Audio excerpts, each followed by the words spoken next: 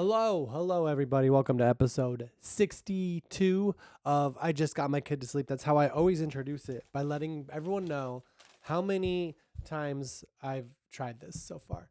62 times. And I am honored to say that every time I do it, I post. There's been zero redos, like when I have something to change, I just change it mid podcast.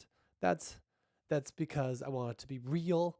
I want to put out something authentic and with very little effort. It's called I Just Got My Kid to Sleep, and we're keeping the trend up of I just got him to school. That's what you could see, this glowing light. This is not nighttime. There isn't like a light coming in that at night like that. It'll go maybe not. Maybe this side of my face is going to be lit for the whole time. And yeah, I got like moving the mic down here. See you guys. There we go. I don't know. We're working on it. We're figuring it out. I don't know. I don't know. I woke up today. I did shower yesterday. I have realized that as a parent that's like a secret weapon. This is my good tip for today. If you ever want just like extra time, you just don't shower. And if you're not a parent, you can't necessarily get away with that because you interact with adults, and they might know it. But as a parent, I guess if you go to work, you got to shower. But I don't know. I don't like. I would just sort of like, oh, I'll shower in the morning, and then the morning will happen. I'm like, well, I got to take him to school, and then I got to do the podcast, and then it's just like you just save all this time, and then after a day or like a 1 day or like a half 3 day, you can really save some time. And then also that shower feels really good, and you might have to do two anyways to make up for it. But I did shower yesterday, but my hair is kind of just like, it's got like a wave. It's like it's my hair doesn't have muscles, right? But how does it just stand up? When I was a kid, my hair always stood up in the way that wasn't like cool. I should have put, you can put stuff in it, you know? I guess this is just, it's gonna, one time I was in a store and my hair was like just sticking up. And the lady that was at the register was like, hey, your hair. And I was like, she said it as if I didn't know and then I could fix it.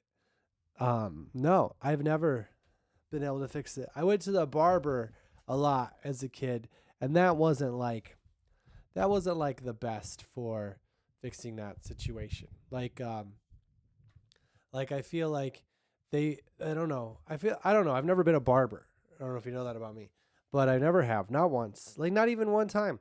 Um I've never done it. And I feel like if I did, knowing where I'm coming from now and from where other people have came in the past, that I would understand the physics of hair, and that if you like do a buzz around the back, the kid's hair is going to stick up if there's not enough hair to balance out physical physics.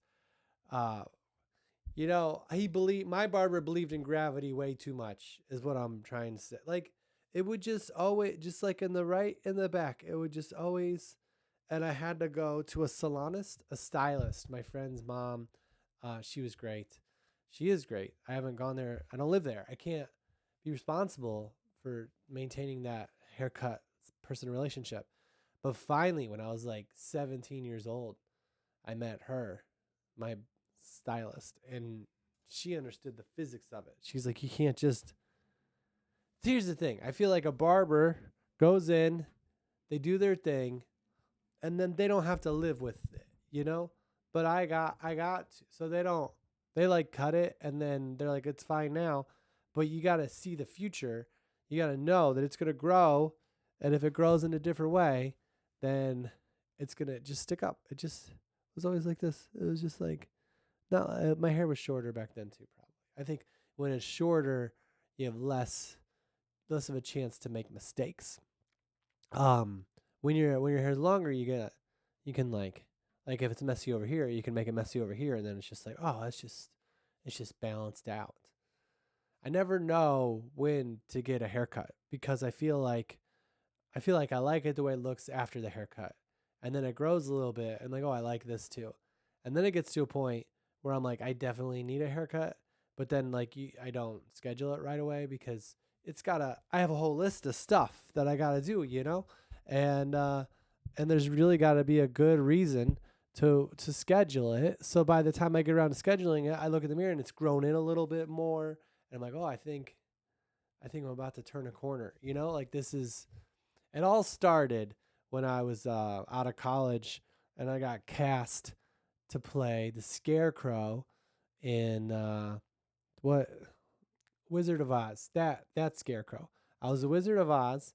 I was the Wizard. No, I was the Scarecrow in the Wizard of Oz. It was a Theater Hikes production, an outdoor theater production. I was doing a show, a stand-up comedy show in a casino at the Chippins Casino and Resort in Harris, Michigan, and they've redone it since. But in the way it used to be was there was the stage and then the bar and then the people. And it wasn't just like a normal bar in front of the stage. It was a gambling bar. Like people were actively playing video poker while you did your show.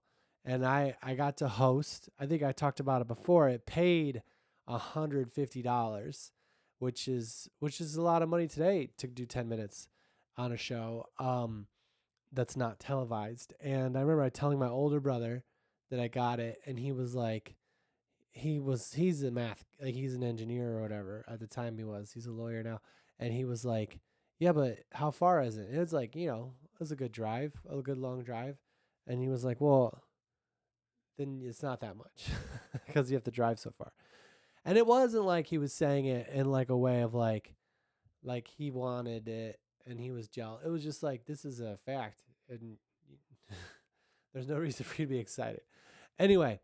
I was excited until I got to the show and people were gambling in front. Like if you've ever done stand up comedian, if you ever been a stand up comedian doing stand up comedy without people gambling in front of you, it's like this. It's even after doing it a long time, you still got to connect.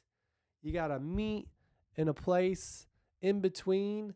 You got to get there. You gotta there's something between you that no one can see but you can feel it and the whole audience can feel it and when it's right and when it's not right it's still all right but when people are gambling it's like I don't know. I feel that way when I watch like the Olympics on TV because I feel like they've worked their whole life for this thing, right? And they don't care whether I'm watching or not, but I'm like doing it while I like full clothes or eat food, which feels kind of insulting. But that's just the comedian in me. Anyway, I did the show and I remember the feature and the headliner were nice, but after the show, the good thing about doing shows at casinos is you get a buffet deal. Casinos usually give out really good like food credits. They really like hooking you up. I don't know if they like it, but they do it. They give you good food credits, and so I got the food, and then they had a pool, and I remember the pool, and there was like a beach painted on the wall, and and the pool's nicer now, but I really remember that beach because I went and swam in it, and in the water and looked at the painting, and I pretended like I was on a real vacation, and then I went up to my hotel room and there was a computer for a business center. You gotta do business even when you're at the Chippins, and I looked for auditions for plays because I didn't want to do stand up at a casino in front of gamblers. I don't think I consciously thought that. I think I was very grateful for the gig. Here's why I started doing stand up. I started doing stand up because I was in college and I was doing a play and I got backstage and I was like, I want more lines. I didn't tell anybody that. That would be kind of rude, but I just felt it. And I'd always wanted to do stand up. So then I started doing stand up. And then I was at the Chippins in Harris, Michigan, doing stand up in front of people that were losing money, actively losing money for I didn't lose money. I didn't gamble and I made back my gas money plus some. Okay, older brother. Uh but I was like there's something in you as a human that can look at that situation and can feel like this is a good moment. This is a happy I get to do a thing I like and not every show is going to be the one that knocks your socks off.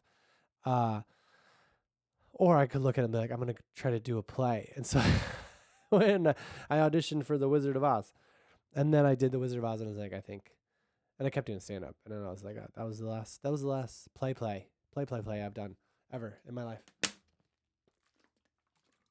That's a good life I've had where it can be like, oh, my backup is stand up. And I'm like, oh, let's go back to plays. Um, and it was a theater hike, and I was a scarecrow. Oh, anyway, so for the scarecrow, if you're familiar with the character, he's not a big part of Wicked. So if you've seen that if you've seen the movie, I don't know if he's in it. Yeah, I've only seen the musical. Um, the musical is a movie, but the live one, I gotta tell you that. So the scarecrow has a lot of straw, and so the director's like, you should just grow your hair out because we were gonna save money on straw that way. You don't have to put as much straw. You can make your hair look like straw. It's a smart move. And so I let my hair grow, and I went to go visit my agent, my commercial TV agent, who one of the most supportive people in my life. Really, I mean, it's been many, many, many, many years, and I've earned them very, very, very little money, and they still answer the phone. Probably because they think someone else is calling, but no, nowadays. But they've always been super nice, and I think that's incredible. Chicago's a great city to start out in, and they were like, "Oh, we like your haircut like that," and I was like, "Oh, this is just my scarecrow look." But then I got headshots, and then I was like, now sometimes my hair gets long. So that's that story. If anybody was ever wondering, like how I went, how did you get from here to here? You know, I think that's the main because it's when it's how you're professionally look, and now it's like I don't really audition that much anymore. I mostly just do stand up, and the stand up I can look however I choose to look. I can look in the mirror and be like, "That's who you should look like today," or I can look in the mirror and be like, "I need a haircut." And I I but when you have like a headshot and your hair is like a little long, and then they call you in and it's really short, I don't know how they do that. I should talk to like people who really do just act for a living, because if your hair is like kind of long, right, and then that's what your headshot looks like. Real estate people might know this too. I wonder if real estate people ever throw people off if they get a haircut and it's different than their picture. Like, I'm gonna sell you this house. Whoa, whoa, you're not the guy that I sat on the bench with. I was sitting on a bench and I was looking at you, and now you look different. I can't even look at this house because I can't even look at you. I'm gonna have to take this all in. It's weird how much hair is a person and also is not a person, because it's really just a color and a length and a style and a texture, and I guess it's a lot. And I'm really leaning back now. But I feel like this angle is good. So I can pretend I'm sitting on the beach at Chippins indoor pool that looks like a beach on the wall. So because it's just, but like, if someone has a haircut that looks like somebody, oh, that person looks like that person. Maybe like a haircut plus a defining characteristic. Oh, you look like that person. Isn't that crazy? Like one time when I was in my younger years, I had a friend of a friend, and we all hung out one time, and then we ended up like going out on a date, and it was really nice. And she had blonde hair, and then we went out on another date, and she had brown hair. No warning. No, and like I've I've I haven't, been in a lot of relationships, but I've never discriminated on hair color or any color. Um but like I I was a little bit thrown, if I'm going to be on. I was a little bit like, "Oh, you know, look like your headshot." Like if you look at dating like an audition, you got to if you show up to the our first audition and then you look different at the callback, it's just like. But anyways, she was really nice. We're friends. Um I think we are. I'm friends. I'm a lot of friends. A lot of friends. But yeah. So there's that. So I don't know what the moral. I think the moral is that I don't think should do stuff because you feel like you don't want to do something else, even though that's what that story was, and it still turned out pretty good. So maybe it doesn't matter. Anyway, today is episode 62 of I Just Got My Kid to Sleep. I'm Michael Palisak, and my haircut looks like I just woke up because I kind of did. And no, but I took Jack to school, and then I did the podcast. I meditate. I don't know if I've never talked about this. I don't really know if I'm doing it right, but I just sort of lay there and I listen to a noise that's not like that's just I can like focus on listening, and then my whole body relaxes, and I've fallen asleep before. I've had some people who are like, "Don't lay down because you'll fall asleep." My uncle was teaching me how to meditate because I was like feeling stressed, and and and it was like when I was in college or something, and he was like, "You don't want to lay down because you could just fall asleep," and I was like, "Well, I think that would be good too." Like I've had multiple people talk about meditating, and they're like, "Well, you know, if you fall asleep, it doesn't count." Well, but sleeping's also good, you know. They'd be like, if you went to the gym, and they're like, "All right, you got to do the bench press," and if you don't lay down on this bench press, then you're not doing the bench press, and that's how you do the bench press. And you're like, "Well, yeah, but I also might go for a jog, which is good." Did that metaphor track? So, anyway, I'm really leaning. I feel like the camera shot is this is me relaxed. No, I don't know. I just want I feel like when you do a podcast, you really got to speak into the mic, you know, because people that's all people have unless they're watching the video too. If you're watching the video, you're like, why is he like leaning? He's got a lean. It's a lean. Thank you for everyone for listening still to all of them, all of the podcasts. I was in where was I? I got home yesterday. Yesterday was a good day because I got to sleep a little bit. Whenever I travel on Mondays, I get to today is Tuesday. I know I usually do this on Monday. Whenever I travel on Mondays, I get to sleep a little bit because I can't get my son until he gets done with school, which is about 3 p.m. 2 to 3 p.m. So it's a flexible pickup, and I picked him up because that's wanted to get him, and we went to the grocery store. I had the option, okay, I had the option of leaving him at school or going to the grocery store and going to the grocery store by myself, or picking him up and taking him with me. And I did the pickup plan, which I was fine with. I don't know if everyone at Trader Joe's liked it, because here's the Trader Joe's by me. It's I live in a city and they are economical with their space. And kids, when you pick them up from school, if you go to a playground, they're gonna run. If you go to a Trader Joe's, they're gonna run. And I'm over it. I'm really getting past the point where I'm embarrassed for my child. I'm just like, okay, yep, you're running, and no one's getting hurt. You're not running into somebody. All right, all right. That's where we're at today. Um, so he's like running. He's speaking out very loudly for and against my purchases, which like I don't know if you've ever been out with somebody, like it would have to be a kid, probably your kid. If it's like a kid's friend, I don't know if it would work the same way because it's really like family has a very specific relationship where you have a lot of jokes and inside things that are like different voices and stuff, and you just know that stuff, and other people don't. So my kid's like basically screaming about the food that we're getting, and I'm I don't think it's funny. I know it's funny because I know he's not being serious. Like he's just not that kid that's like, no bananas, dad, no bananas. Like he's never believed in anything that much when it comes to what I get at the grocery store. What not getting, like he wants the stuff he wants, but that's what he's doing everywhere. Everything we're like, no tomatoes, dad. Just throughout the whole grocery store. Apples, no, dad, no apples, dad, no apples. I want carrot cake muffins. Well, those are cupcakes. Yeah, he said cupcakes, and it was I knew what he was doing was funny, but no one else was laughing. And there's a chance it wasn't fun, but I knew he was like, his aim was comedic and he wasn't really just being difficult. Um, Yogurt, Dad. We need yogurt. Yogurt, Dad. And I realized too that like there's the kid out there that just demands everything.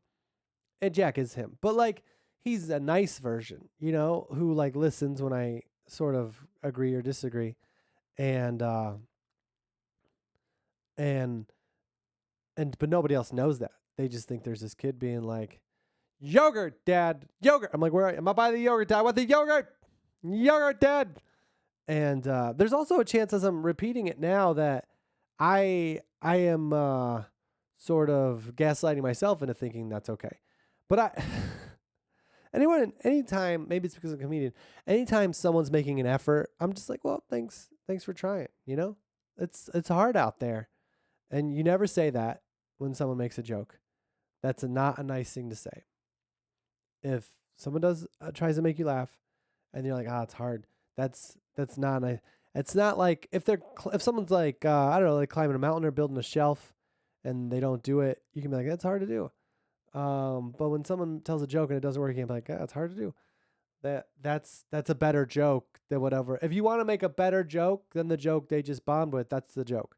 Someone says something funny, tries to, it doesn't work. You can be like, yeah, it's not easy. That's a little comedy. Yeah, I don't give out a lot of comedy, but that's everybody's.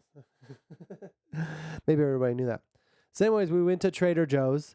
Instead, I could have left him at school, and I go back and forth, because there's like an after school thing, and they get to play with his friends. But sometimes he says he doesn't have friends, which as a 6-year-old, like we've gone back and forth about this because he says he had friends at his preschool, right?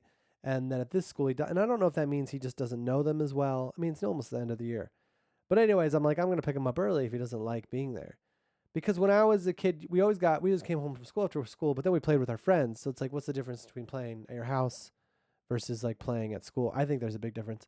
But anyway, we went to Trader Joe's, and then we came home, and I was putting the groceries away, and then we played a little bit, and then we went to my gym because he has on Mondays is a my gym doubleheader. He has ninja training, because it's 2025, but you never know when you're going to need your ninja skills. He wanted to do gymnastics, and I want him doing gymnastics, but it's the same time. Well, it's the same day as like another thing, like soccer practice. And I'm so excited when he does soccer practice because it's like outside, and it's similar to my life, so it just feels okay. Like when I was a kid, I played soccer. A lot of kids play soccer, and a lot of kids don't do gymnastics. So anyway, my gym, and then after that they have practice and play, and it's like free, and the parents get to go to, and we were just making different obstacle courses, which I liked because previously at my gym, that sounds like a TV show that's to be continued. Previously at my gym, practice and play, they have this thing that it's padded and it's a tube and it's big, and Jack would go in there, he would lay down, and he'd have me roll him back and forth. And every time I did it, he would say, faster. And I don't know if you know about me, but you only have to say that one time, and I'm doing my fastest. Maybe two. Maybe one time I'll go a little faster. And then if you say faster again, I'm maxing out. I'm fast speed. So I'm like pushing him across the my gym floor at like, a semi-pro, not am I middle-aged football player level, like pretty fast. I'm hitting it. I'm sweating. Like this is my gym now too. And he just keeps saying faster. And then other kids want to do it, and then we give them a turn, but then they get bored, and then we just keep doing it for like a 45-minute stretch. And then I start to wonder, like, what's the overall health thing? Because we signed a waiver, and they're not responsible for how this goes. They're just not. If this is lasting damage, that was on me. But also, if you put a padded tube that you can roll, I feel like you can push somebody in it. Anyway, this time he didn't do it one time. We just did this obstacle course I made up, and everything's a video game now for him, which is like he takes things from video games and he puts it into like how he plays in real life. Like we FaceTime my parents last night and we were playing hide and seek, and I was wondering when this was going to happen, which is kind of sad. When like he realized that all the spots in the apartment are kind of like known, and that when we can't find them, it's just, you know, us having fun, letting him play more. So yesterday he did a thing where he hid in the bathroom, and then he had like one of my trophies here come out and ask my parents questions in order to unlock the magic door to try to find Jack. And my parents were so like, I couldn't tell if they like, like they like playing with their grandson, but also like I think when you FaceTime with a kid, they expect them to, like his cousins. I think when they FaceTime, they sit in front of a computer and they tell them about their week or their day, and then they go on to the next kid. But Jack, that's not how he FaceTimes. He FaceTimes by including you in every part of his life.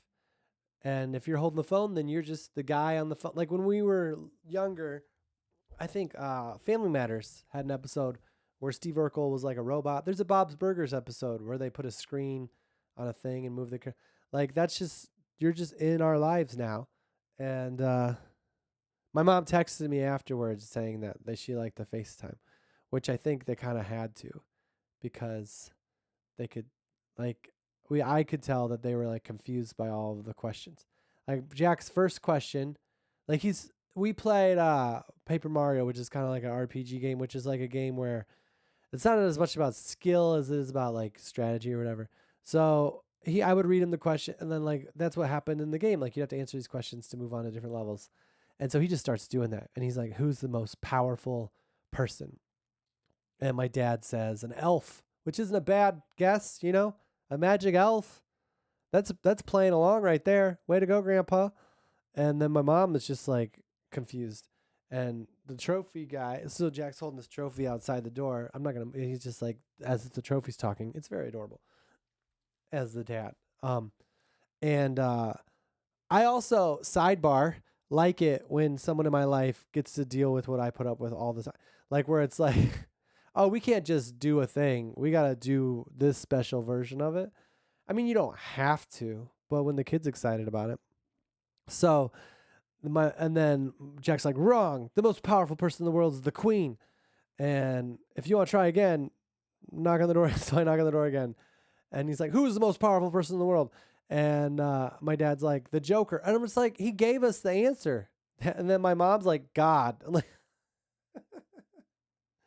okay, Mom. What video game is she playing? Like, that's not. Why did it have to get so like real in her mind? Like, we better say God right now, because the most powerful person in the world. I don't know. We go to church, we know stuff. Anyway, I just I just like the disparity, the connection of like, this is a make-up game, and my dad doesn't listen to the answer and does a new answer, and then my mom's like says God, and then I said the queen because I listened, and then there were like two more. One was a physical challenge where he moved his finger 6 times. You had to count it. One was he was like, how many times I move my thumb, and then the answer was 0. And so that's what I'm going through right now. And that's where, some people, I'm sure, they get their kid to sleep, and their kid gets a lot of rest, and they're well rested for school, for life. They're prepared for life. And some kids don't want to go to sleep, so they find creative ways to engage with the people that are putting them to sleep. And I'm not saying it's just as valuable, but it is enjoyable. So anyway, last weekend I was in Texas, Tyler, Texas, which I didn't even know Tyler wasn't just a name. I thought Tyler was only a name, but it's a city in Texas where they have the red dirt Music Festival. And I did not perform in that because I don't perform Texas country. I don't know if that's the accent. Texas has its own country music. Did you know that? I didn't know that. I mean, I feel like every state probably has people who perform music and they're like, "Oh, this is our people," you know? But Texas is like I was told that there's Texas country musicians and they just tour Texas and they make their living touring Texas. And if they ever go mainstream, everybody in Texas is like, well, then you're out. Goodbye. See you later. That was the impression the comedy club owner gave me. That was the I don't know if that's real. I found the people in Texas to be there's a stereotype about Texas and maybe it's because of Jerry Jones or Jimmy Johnson in my head where you just see the Cowboys and saying, "How about them Cowboys?" Um, but everyone I've met personally in Texas has been very kind. But maybe only kind people go to comedy shows. I was at the Rose City Comedy Club in Tyler, Texas, and it's a very beautiful venue. Like the lights, the things, the lamp, the sconces. The sconces were pointed out to me. They have a really good charcuterie board. It's if you're in the Tyler area, check it. Apparently, also Tyler has really good barbecue, but that might just because it's Texas. But I heard Kansas City is good barbecue. St. Louis is really good barbecue. Where is the good barbecue at? Also, in my search for good barbecue, I've had Tennessee barbecue that was. There's a place up the street from me in California that's really good barbecue, and I know it's good barbecue because it's like in a shack. Like it's not even like a restaurant you can sit down. You just gotta like, take it to go, and it's expensive. Um, but like, where is the good bar? Like, how come where I've never had barbecue and been like, well, this one's lower. Like, it's all been good. I think it's all just a trick, just to be like, try our barbecue because it's the best. But I heard Stanley's in Tyler, Texas is the best barbecue, and I didn't wake up early enough to go. Not that I was slept in super late, but I went to church on Saturday because I know that thanks to my mom, who is the most powerful person in the world, is. Um, and then I had to drive to Oklahoma City. I did a Mother's Day show in Oklahoma City at Bricktown Comedy Club, and that was the people that came out to the show were very nice, very fun show. I had a lot of fun. And then this week I go back to Texas. I'm turned into a Texas comedian. I'm doing San Antonio, who did not get the lottery pick, and Corpus Christi on Friday and Saturday. So LOL Comedy Club. It's a comedy club. It's not just a cell phone with LOL. That's the joke.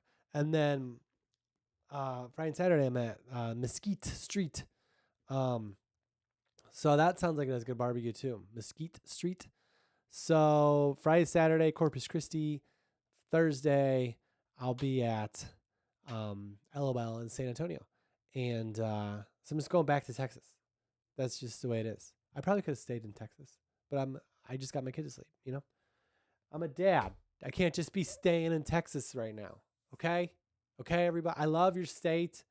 I'm not against it. I grew up a Bills fan. So I had a problem and now I'm over it. Dallas has struggled a lot lately in basketball. They just got the lottery pick.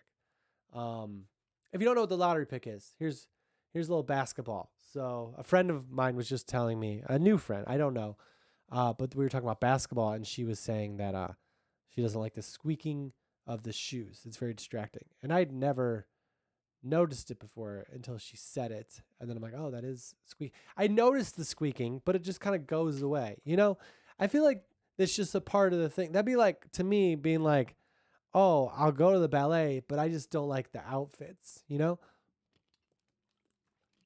That's just what they wear. Whenever I hear the squeaking on the basketball floor, I'm like, oh, that's that's effort.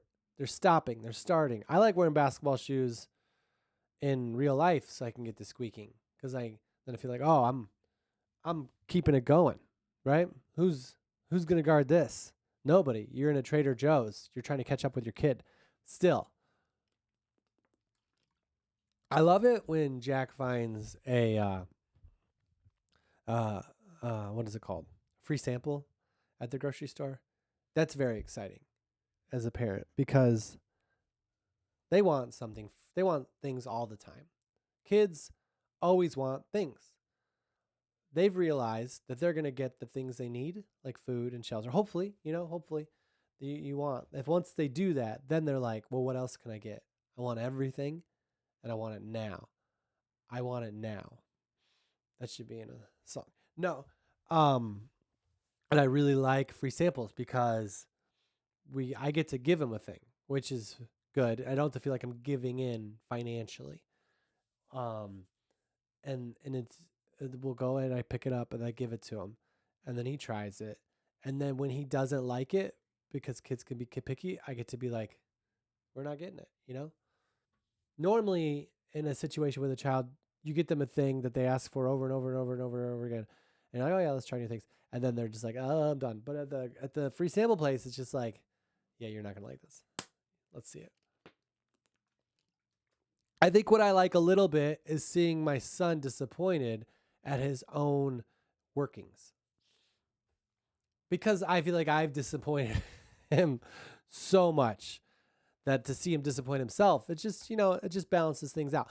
I haven't like really disappointed him on anything, like no like real disappointment.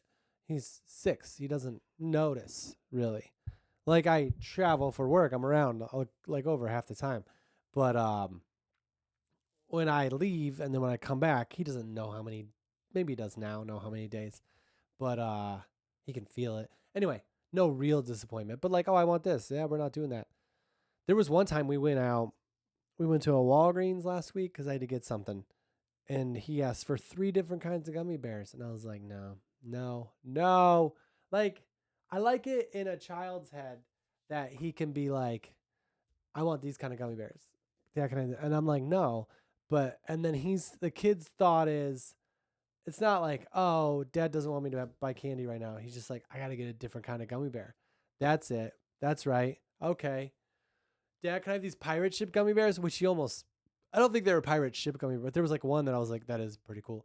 But I still stuck to it. That's the good part about being a parent. When you get frustrated with your situation, because we were trying to get somewhere. We're trying to pick out a school, and there was an after school thing, a STEM experience, science, technology, engineering, math for kids at the school they were looking at. And we were going to go, and he was excited and I was excited, but we had to do all this stuff first. And I was getting angry at myself because we went to the bank, and it started out as a short story. So Easter happened, right? Before that was Lent. We're not going to go back to the very beginning, but he got a lot of change in his Easter eggs from the Easter Bunny. And he was like, Dad, I want to buy Super Mario Wonder for the Switch. I don't have a Switch, but his mom has a Switch. And I was like, I'm not going to not deny it. So I was like, well, let's see how much Easter money you have. I don't think he has enough for it, but that's an easy way to learn about money. And he has like an old gift card or something from his birthday for Target. So I was like, maybe you'll be able to get it then. So when I was living in Illinois, there's a bank called I can't remember the name of it, First Midwest, and you take your change and they pour it in a thing and then they give you the cash. And I was like, oh, that's just everywhere. And then we went to Chase Bank, not to speak about Chase Bank in a negative way, but we're noticing. I don't know if you noticed Chase, but we noticed, which I Googled later. I found out a lot of big banks are like this. So big banks, man, you think they're the best thing in the world, and then you find out this. I always thought they were perfect and nice. Anyway, we go to Chase, and I have all this change, and I'm like, hey, can you tell me how much? Can you give me cash for this? And they're like, oh, you got to roll it. And I have like a 6-year-old sprinting around a bank. Oh, you want me to roll this? Yeah. Let me fit that into my schedule. And I didn't say that. I'm not a big like blaming the messenger thing. I'm not going to shoot the messenger for sure. Definitely blame the messenger. That's got to be a rough job messaging. How is messaging How is it messenger when they're passing on a message? It should be a messenger. Who ruined our language? Messenger. I was just like kind of stunned. And they're like, well, we can give you papers to roll them with. Like, and I was like, no, because that was my way of getting back at them. I was like, no, I'm not taking the minimum amount of assistance you can give. And you know what I realized just now? I think the reason that they don't have a machine like that is because they're such a big bank that they don't need change. Man, sometimes you just miss COVID. Like, I think they would have taken them then when there weren't quarters out there. No. Inappropriate. So now I have a bunch of change and some papers. But I think what I'm going to do is I'm going to fly back with them to the Chicago area. First, I should call. My bank is no longer First Midwest. It's Old National. And I should ask if I can turn in my change there, if they have a machine. And if they do, that's going to change everything. Everything was one way, but now it's about to change. Oh, here's a story. I lost my keys, and I have spares. It's okay. But I have to get like a new building key. And my building manager was like, oh, I'll drop it off, but she forgot. And then I saw her on her way out, and she's like, oh, I forgot, but I'll drop it off later. I have jury duty. And I was like, oh, I'm sorry. And she's like, actually, I'm looking forward to it. And she has like a baby, like a 1-year-old. I'm like, oh, that's a very parent of a baby answer. Like, jury duty, I got to go to this. What? But I have to, yeah, well, you got to watch your baby because this is illegal to not go. Well, it says you're not even one of the first two. I know, but I gotta go. I gotta go to this. I'm gonna go now. It's Friday. I'm gonna get a head start. I'm gonna do research on how to be a juror. No, she was excited. She's like, I'm not. It's not a big deal. She was excited. And I think when people are not parents, they feel differently. Anyway, what else?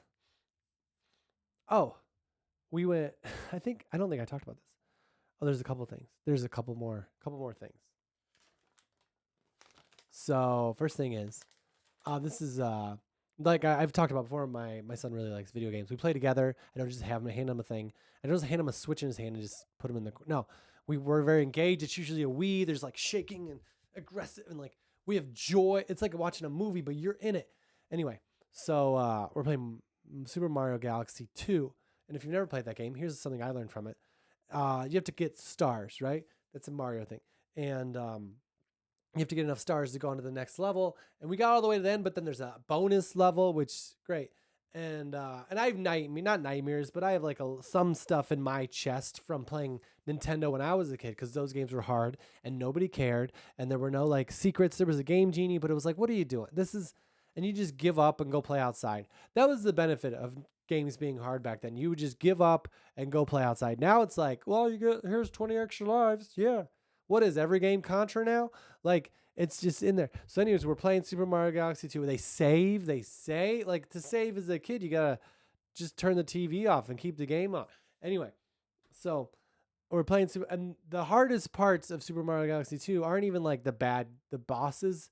For me, it's like there's these timed levels where there's this monkey who's like racing you in a thing. You gotta knock over a bunch of eggs. You gotta skate around. Mario can skate. Did you know that? And then or like get all the coins by jumping on these heads and get like 10,000 points. And or you gotta fly through a thing. And there's a couple I haven't beaten yet, but there's been a couple where I did. And the thing I learned from it is like near the end, it would look like we didn't have a chance. Like, cause it's clocking down. It's like 10, 9, 8. And it would look at the score and where we were. And it looked like we didn't have a chance. And the times where I let that get into my head where I was like, okay, we're done. It's over. Let's try again. I would never do it. I would never come close. Sometimes I would come close, but I would never be. But the 2 times where I was like, that's how much time I have. This is where let's just keep playing. Just keep playing. The game would like unlock a way to earn more points at the very end so I could win. And I think that's how life could be. That when things look hard and it looks like the clock's running down, if you buy into that, then it's over. Then not your life, but like whatever you're going for, the odds of you do. But if you just stick with what you're doing, regardless of that clock, regardless of the points, you could keep track. You don't have to ignore it, but you just keep going. There's a chance that the world might open up for you in a way that allows you to win something that you didn't think was possible. There's tears in my eyes right now. So I learned that from Super Mario Galaxy 2. Specifically, there's the one where you're flying like a bird and you got to beat all these other birds. And we were losing to the very last second. I think games do that on purpose because they want it to be exciting. And then there was another one that we like won at the very last second. So anyways, that was one of the things I wanted to talk about. And then we went to McDonald's to get food because Jack really likes Minecraft. And not the game, he just saw the movie. And they have the Minecraft toys at McDonald's. And last week, we went and got one, and it was like one he really liked. And then last week, he was like, Dad, we should go to McDonald's today, too, because we haven't collected all the toys yet, and they're not going to be there forever. And I was like, I shouldn't be the parent in this situation. Like, yeah, you're right. We should go. We should go every day. I should go when I'm out of town. Like, and I'm not even kidding you. I believe that if you're going to collect one, why not get all of them?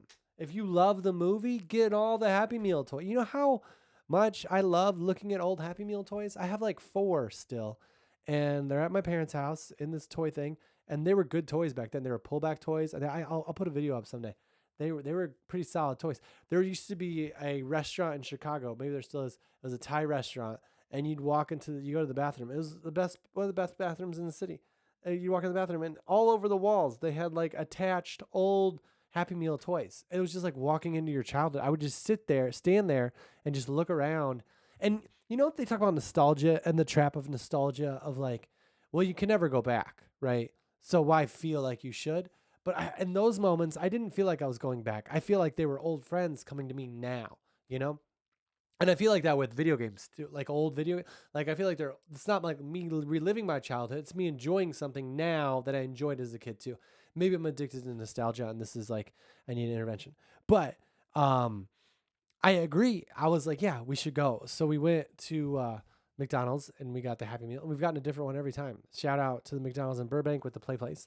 And there's a play area too. So it's like a free play area, which McDonald's play areas are not built for parents, but I'm in there and because to play with Jack, you know, you play. How long do you get to play? We play. Anyway, so other parents are not playing, and I don't feel judged. I do feel like it'd be nice if other parents were playing, but I don't want to show anybody up, is what I'm saying. So anyways, we're playing. He gets the thing, and I'm like, okay, we'll go, but we're not getting a slushie because I'm a dad, and it's a Wednesday. We have school tomorrow. And he's like, all right, we'll just get ice cream. And I was like, all right, vanilla ice cream is probably a little better than a slushie. So we get a vanilla ice cream cone for him, and it's huge. It's like 99 cents. I don't know, but it's such a huge vanilla ice cream cone for a Wednesday. That's a Saturday vanilla ice cream cone. That's a Saturday day because we still have to go to bed on Saturdays too. What are we at? Disneyland? It's like they looked at Jack and they're like, let's give him enough ice cream that fill up the height of half his face.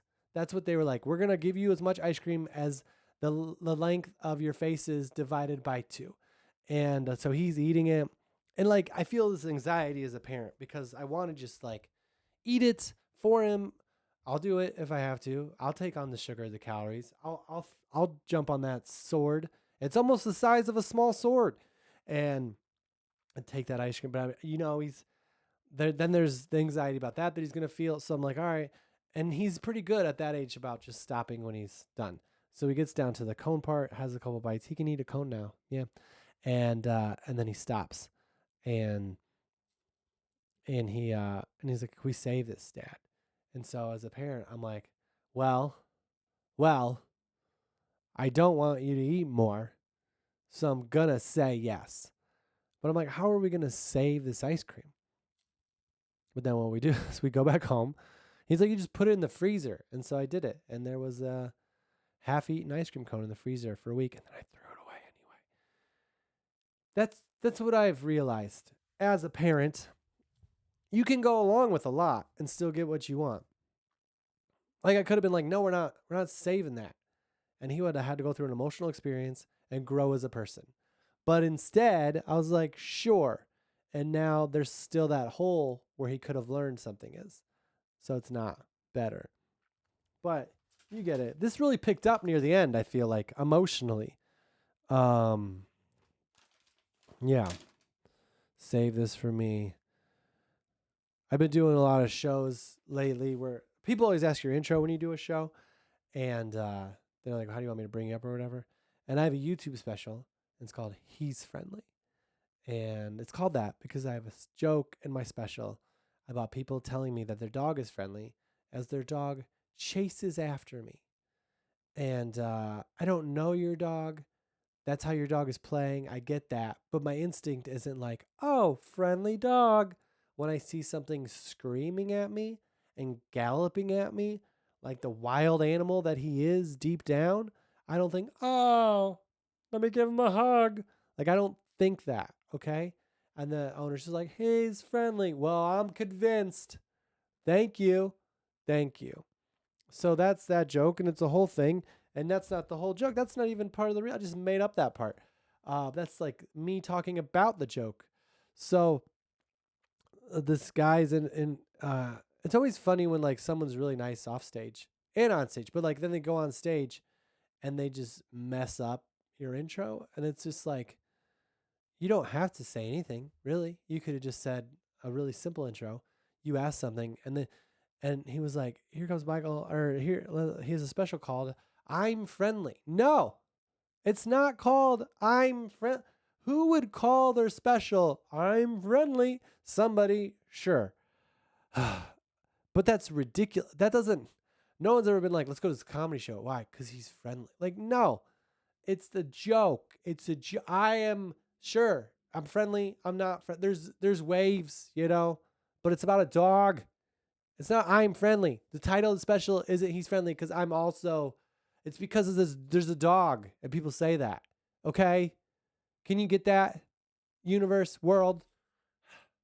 I was gonna call it not friendly because that's part of the joke too. And everyone's like, "Well, you are." That might be confusing to people because you are friendly, and there's some comedians that aren't friendly, and they might think maybe it's good marketing.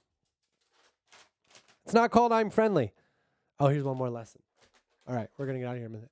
Um, I was driving a lot, and I drove, and I had to use the bathroom, so I went to this gas station, and like nothing was working. Like the it took my card, but it didn't work. I had to run my card, and they're like, "Well, it didn't charge it." I'm like, "I don't believe you," and they're like, "Well, you whatever, it all didn't work." And I was like, this. And then I drove a little further, and there was a really nice gas station. So I think that's another lesson about life is like, whenever you need a thing, if you're in a situation and it doesn't seem like it could be right there. Just get going. Just get out of there. Just get out of there. I don't know, unless it's like you know, not all things. Don't quit your job or whatever, but like if you're looking for a bathroom, I guess. All right, episode 62. Thank you. I'm Michael Palsack. I love you.